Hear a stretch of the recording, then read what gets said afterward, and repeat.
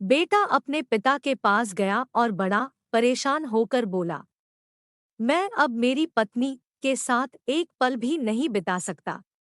वो मुझे आंखों में चुभती है, कभी कभी मुझे लगता है कि मैं उसकी जान ही ले लूं, लेकिन मैं जानता हूँ ऐसा करके मैं और ज्यादा मुसीबत मोल ले लूंगा। पिताजी, मैं आपके पास आया हूँ, अब आप ही मुझे कोई रास्ता बताइए।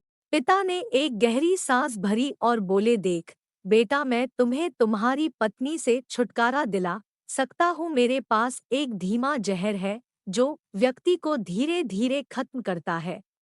मैं तुम्हें वो देने के लिए तैयार हूँ, बस तुम्हें मेरी एक शर्त माननी होगी।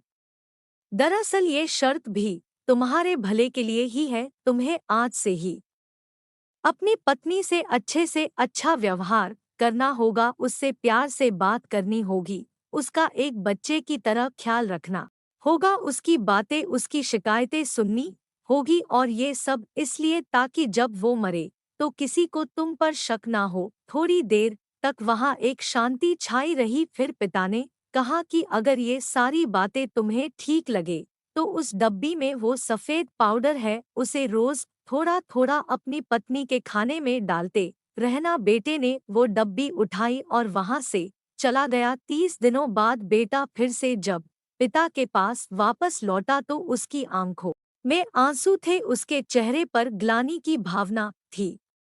वह अपने पिता के पैरों में गिर पड़ा और बोला, पिताजी, मैं अब अपनी पत्नी को नहीं मारना चाहता, मैं उससे बहुत प्यार करता हूँ।